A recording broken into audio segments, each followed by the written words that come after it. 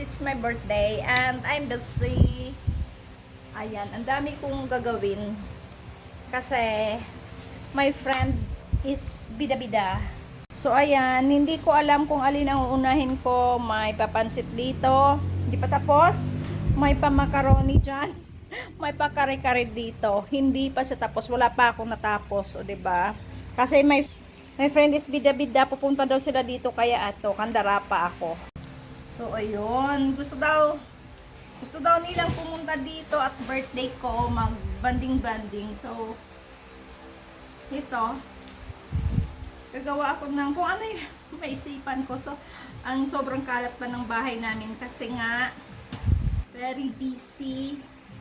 No, at alam nyo na, sa nakakaalam, alam nila kung ano yung nangyari for the past week at kung bakit ako napauwi. So, wala talaga akong planong maghanda. Kaya lang, sabi ko nga, may friend akong bida-bida, nagyaya ng mga nakabats namin. No, batch 94 pupunta dito. So, ito, handa kasi it's my birthday at yung mga anak ko din nagpadala ng panghanda. So ayan, for the first time in my life, punong abada.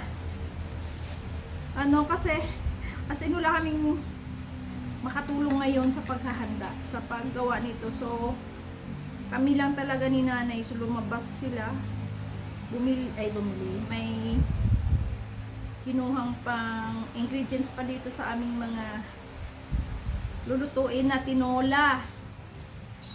So, medyo mahirap gawa ng yung iba kong kabatch darating mamaya, mga alaona, tapos ang karamihan ay darating mamayang gabi. So, dalawa yung tag na to. Kailangan kong maganda pang lunch, dapat dinner lang to, tapos tagay-tagay na. So ngayon, di ko alam kung anong unahin ko. Macaroni ba, pansit ba, o yung kare-kare ko. Ang hirap nung walang kasama. Kahapon kasi, di ba kahapon is Friday, Holy Friday, kaya walang mabilhan, no? Sarado yung mga groceries. Kaya kanina maaga kaming namili. So, ayan. Tsaga-tsaga na lang tayo kung ano yung maluto mamaya. Pero gagawa ko ng kare-kare na pata. Tsaka seafood. Na ano yun? Buttered seafood. Yun ang gagawin ko. Naka-prepare naman na yung iba. Inuuna ko lang itong macaroni para lumamig na at mai-serve din mamaya, diba? So, mamaya ulit update sa aming iluluto. Ay nako, ang hirap pala, tsaka grabe, alam niyo ba sobrang mahal dito sa Pinas. Yung na-expect ko kung sa Hong Kong ako mag-birthday, baka hindi ako aabot ng 1,000 Hong Kong. Ito grabe guys, mga nasa 15,000 lahat yung pinamili ko. Dalawang lang to dalawang hatag nito, putahe lang ang iluluto ko. O diba, may mga, tapos may mga, ang dami kasing nadagdag na kung ano yung maisipan ko. Syempre, as bihira nga lang ako dito sa Pinas, ang dami din akong gustong kainin, kaya pinagsabay-sabay ko na yun.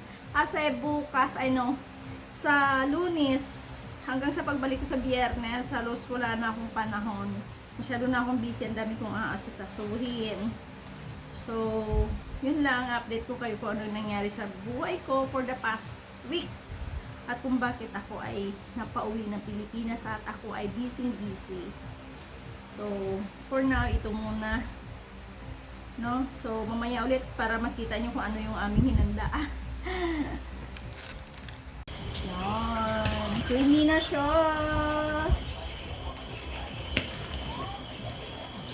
Okay. Ginawa ko pala kanina, walang mayonnaise. Hindi marunong. Kaya parang malabnaw ka ako. Ayan. Creamy na. O, diba? Creamy. Ayan. Ilagay natin yan sa kare-kare.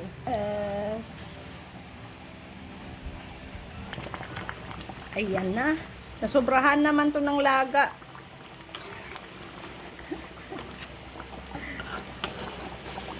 Yan. So, ayan. Nilalagay ko na yung gulay ko kasi yung ano naman, yung pata. Nilagay ko yan sa pressure cooker kaya sobrang lambot na. Tapos, gumawa ko ng sauce. So, ngayon, ayan na yung mga gulay nilalagay ko na. Ang siste dito guys, sa totoo lang, nakalimutan kong ilaga yung puso ng saging.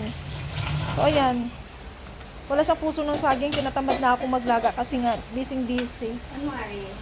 So, para na lang yun siguro sa susunod yung puso ng saging. Marami pa naman kaming patay kasi may 3 kilo pang. Hindi sa mo ay kung gusto mo. Overload! Ipilit natin yan. Ipilit natin yan. Para may konti siyang sauce. O, diba? Overload. Kare-kare, overload. So, para konting ano lang siya. Sauce. Kasi maliit ang aming kawali. Ayan, magluluto kami ng seafood. Buttered seafood. Ito ang hipon. 1 kilong hipon yan. 1 kalahati pala. Yan mga 1 kalahati rin na tahong. May corn, syempre, kasi ganun. Charan! Luto na ang ating kare-kare. Ala karya. Charot. So, ayan na yung seafood at kare-kare. Ito na yung ating kare-kare.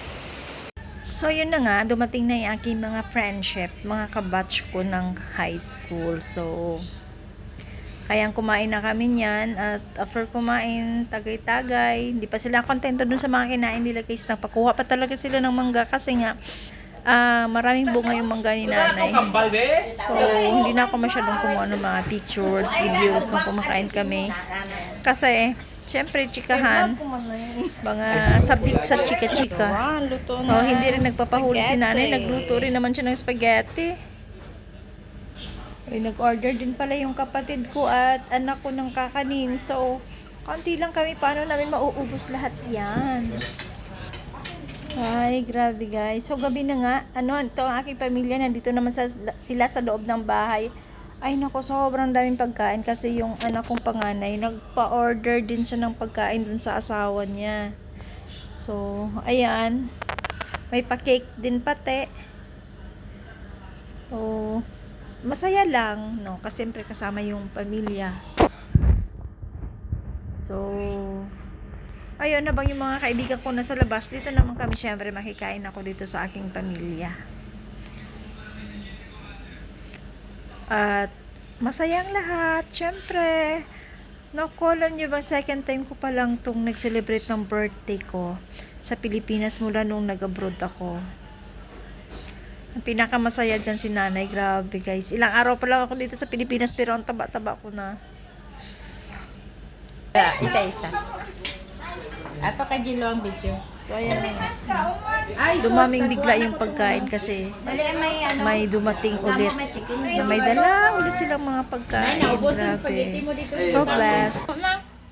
Gamuan mo, anak ko. Thank you, Ate Babes, girl. Thank you. Thank you, Day.